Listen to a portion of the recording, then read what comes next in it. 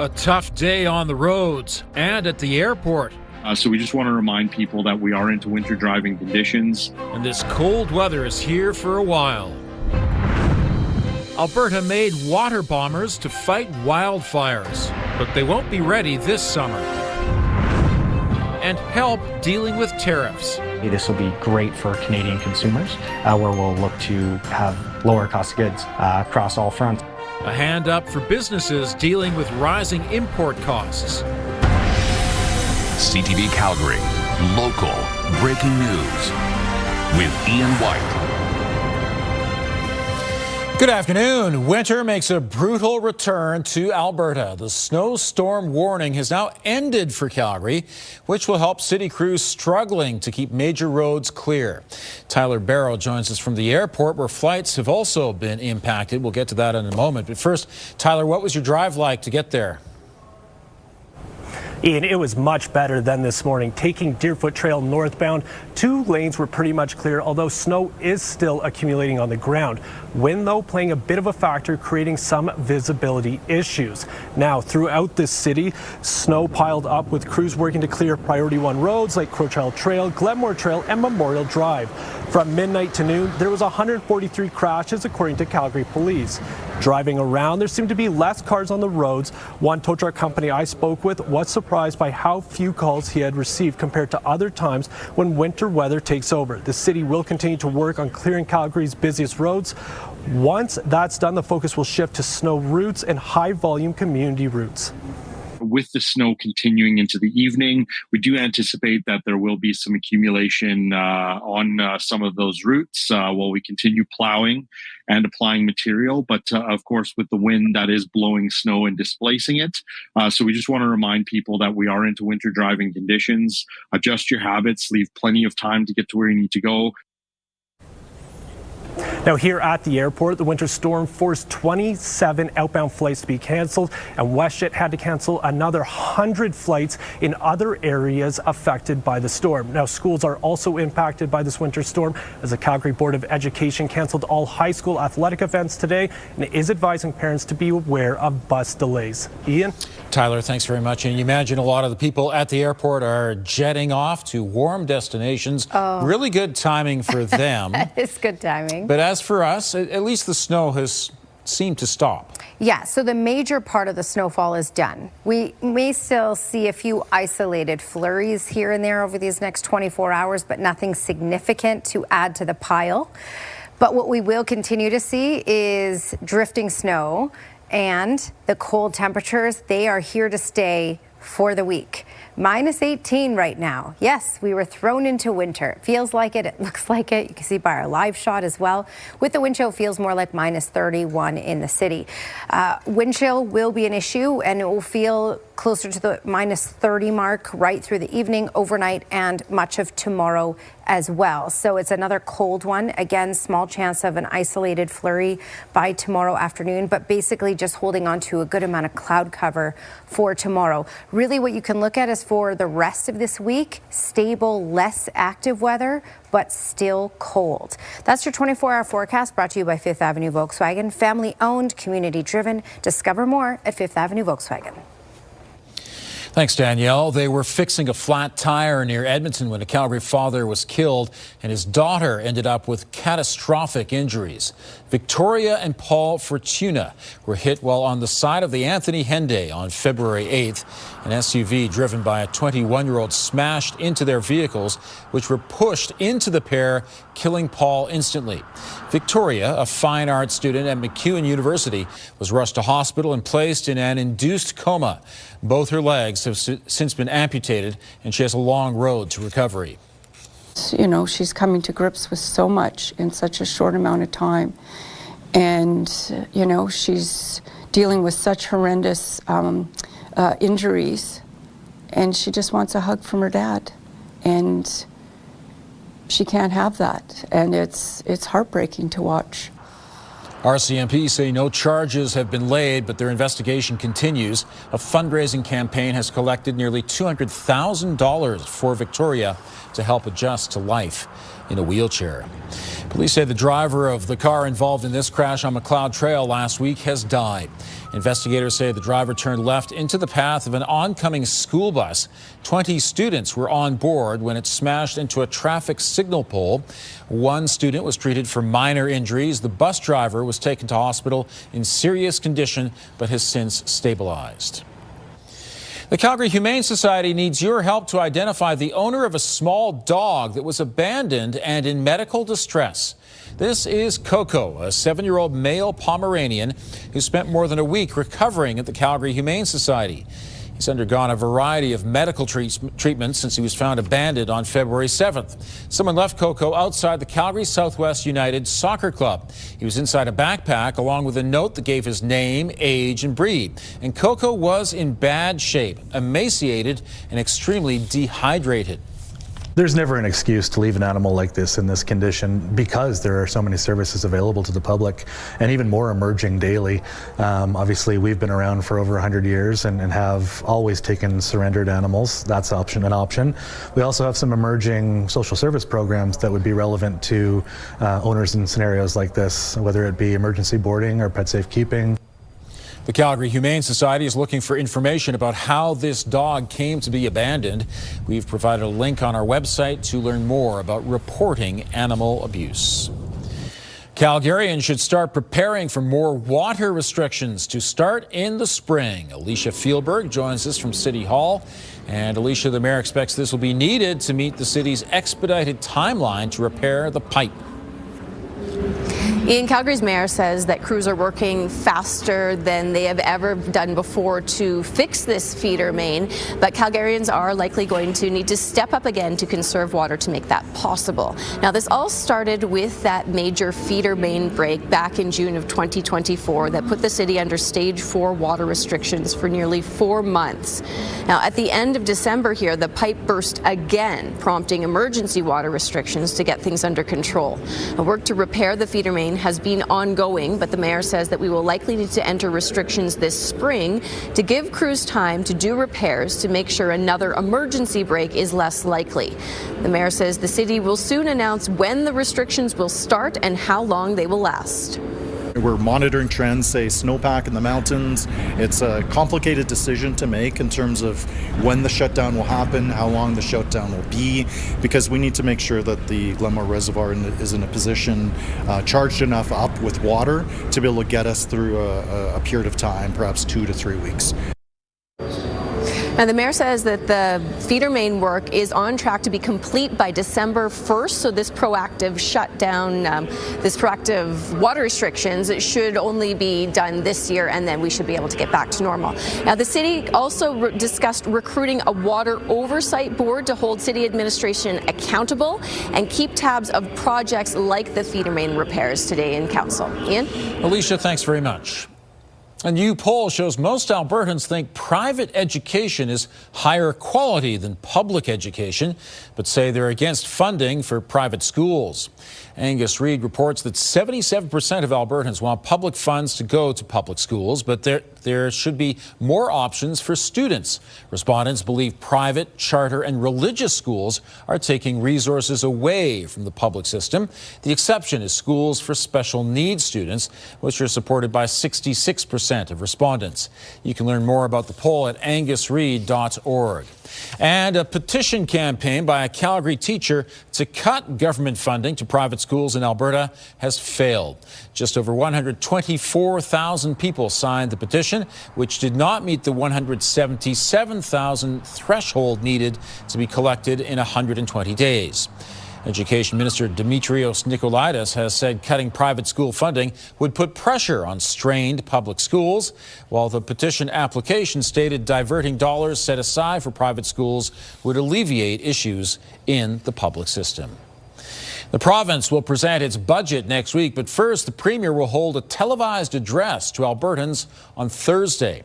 One political scientist believes the Premier will aim to manage spending expectations, letting Albertans know that because of low oil prices, there may be some belt tightening and a larger deficit.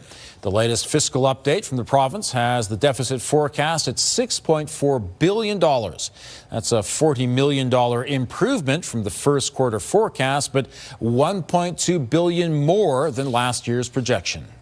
We're just wanting people to brace themselves that just like every other province and the federal government and virtually every jurisdiction around the world, there's unfortunately going to be deficits until we start seeing some oil prices turn around and getting new production online. And the Premier's address will air on CTV at 6:45 p.m. on Thursday. The provincial budget will be released on February 26th. A local company will soon have a key role in fighting wildfires. Just ahead, the airplane manufacturer with a provincial agreement to build water bombers. And what names found favor with Alberta parents last year? We'll have the top choices. Also, if you have a news tip for us, text us 10400. Alberta is spending $400 million to purchase 5 new water bombers in an effort to strengthen its wildfire fighting capacity. The de Havilland aircraft will be built in Calgary and are expected to create and sustain about 1,000 jobs. The first water bomber is expected to be complete by spring of 2031, with the rest delivered over the following 2 years. Officials say these new models will complement Alberta's existing fleet and increase aerial drop capacity by nearly 60%. The announcement comes amidst longer and more destructive wildfire seasons. These new aircraft are a game changer. They're built for Alberta. They fly faster, carry more water, and reload in seconds, giving our wildland firefighters the power to hit wildfires hard and early, battling fires while they're small, and keeping communities safe. The province says investments like this will help protect communities while supporting long-term economic growth in Alberta's aviation industry. De Havilland is also planning to open its new field manufacturing facility by 2028, just 30 kilometers east of Calgary in Wheatland County. Well, wildfire season seems a long way away right now, especially when you start talking about a wind chill of minus 33. Yeah, yep. Wind chill in the minus 30s for the rest of today and through much of tomorrow as well. Wow. So here we are. We all knew it was coming. Hopefully you were able to stay off the roads, and if you're out there, hopefully you've been able to stay safe and can continue to do so, because the roads are still pretty tricky with all that blowing and drifting snow. All right, temperatures right now are in the white on this map, but the wind chill values are in the blue here. So it feels more like minus 32 in the city. It feels more like minus 27 in Pincher Creek. Lethbridge feeling closer to minus 30. Red Deer minus 34. Drumheller minus 30. So it's frigid out there and will remain frigid in through tomorrow as well, and really all of this week. It's a cold week. So while we're starting to have the snow taper off and move on out of the province, the cold will stick around. This is a look at wind gusts today, the maximum gusts, and this was a key thing in driving conditions out there today and for our snow removal crews dealing with all the drifting snow.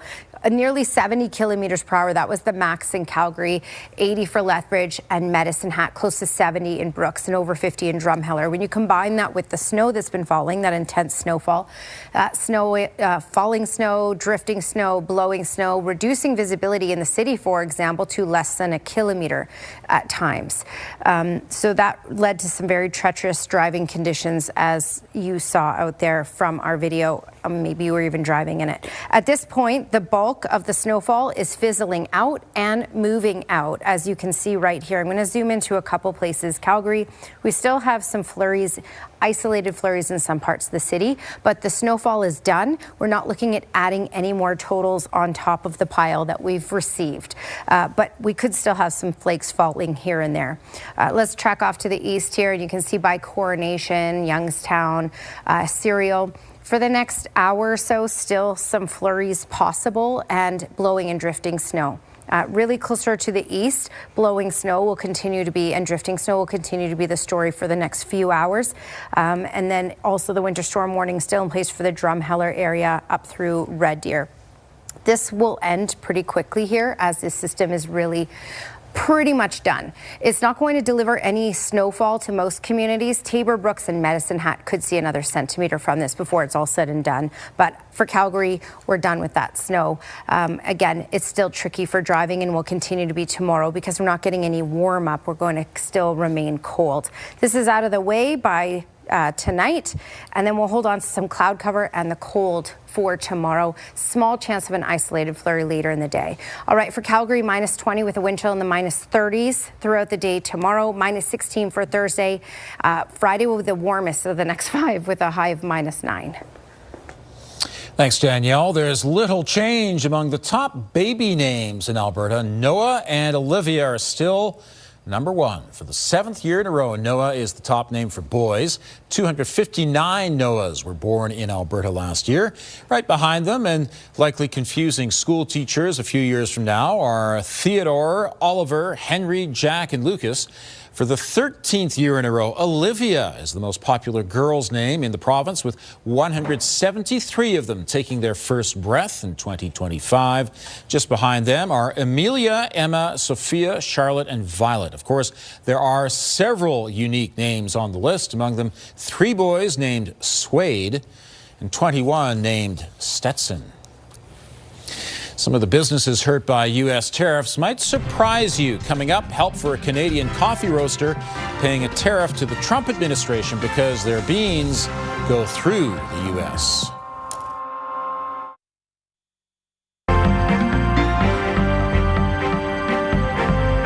Inflation in Canada starts to slow down. Joining me is Robert Geary, investment advisor with the Popwich-Carmally Advisory Group. And Rob, inflation took a step back in January. Yeah, this is an interesting one because, the numbers are slowing overall. And the headline number came down slightly to 2.3%. Expected was 2.4%. But I'd say there's a little bit of statistical issues happening in these year-over-year numbers with a couple of things that happened over the past year. And one of those was the GST credit on some snacks and food items that happened last January and stopped at the start of February. So we're not getting those numbers in yet. So that's why you're seeing some of this kind of inflated food prices still. So we're going to have to see once that number comes off. Year-over-year numbers should start to come down. We're seeing fruits and fresh fruits start to come down. So that's good news. And part of the other one is shelter is starting to come down. That's one that I did notice. So rents are coming down across the board. They start in Vancouver and Toronto, but will hopefully start to feed into Alberta here too. Mm-hmm. Meantime, things are looking up at Apple, including the share price. Yeah, share price up over 3% here today. And I was watching that. This is after news of ever anticipated new products. And this is on everyone's mind saying, hey, are they behind everyone else on Meta and OpenAI with this huge influx of wearable products? And so they had to come out and say something to kind of calm the nerves, saying that they're going to have 3 new products, advanced AirPods for the ears that could have cameras built in. This is what I've heard recently. A pennant that could go around that would connect with the camera still on your phone, all those pieces. But the biggest one here is wearable glasses. They're going to be creating their own frames. They're not going to be outsourcing that. And I think this is the big one that they want a really high-end quality product to compete with Meta glasses. These will start to be produced at the end of the year, become public available at the start of next year. So it'll be interesting to watch what they look like. Yeah, fascinating technology. Thanks very much. Yeah, appreciate it. The rising cost of living is having an impact on Canadians' plans to retire. A new survey from BMO found nearly 75% of Canadians say rising costs have left them uncertain whether or not they'll have enough money to retire. And 66% say inflation is already affecting their ability to save and invest for their golden years. Experts say a key to addressing these concerns is to include inflation assumptions in retirement plans. Federal funding is being rolled out to help prairie-based businesses weather global tariff pressures. The Federal Minister of Emergency Management, Eleanor Olszewski, announced more than $5.8 million through the Regional Tariff Response Initiative. The money will support programs at Mount Royal University, the Alberta Food Processors Association, and companies applying for support to offset tariff-related costs. One of the first businesses receiving help is Canadian Heritage Roasting Company. It says the funding will allow it to source coffee beans directly from producers rather than relying on U.S. brokers. ultimately, yeah, it'll create stability on our inventory side so we can have consistency. It will also lower costs of goods as we're cutting out a number of middlemen through that process, and we're doing the importing directly. So yeah, I think at the end of the day, this will be great for Canadian consumers, where we'll look to have lower cost goods across all fronts.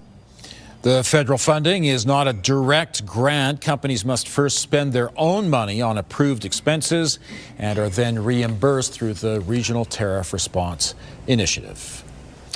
Alberta receives a winter wallop. Here's Tara Nelson with a look ahead to CTV News at 6. Hi, Ian. After weeks of being spoiled with spring-like temperatures, winter has returned with a vengeance. Coming up at 6, the impact the weather is having on school sports and on our local ski hill, plus the warning that school boards have for any students who take the bus.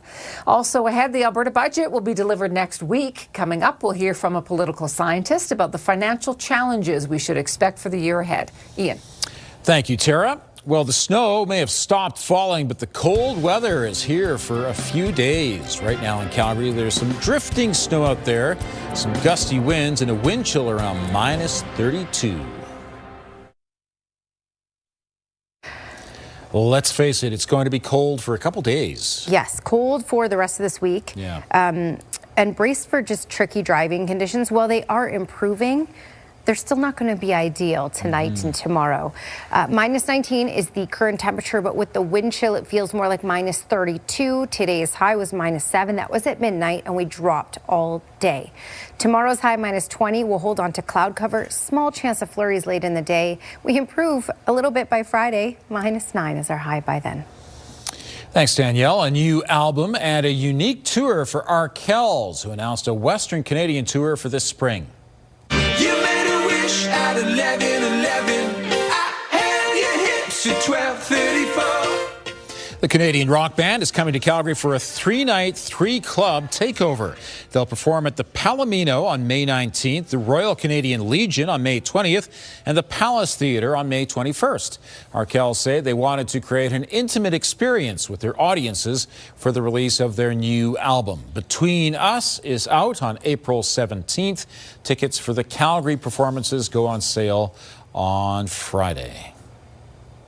Thanks very much for joining us. Now here's the early edition of the CTV National News.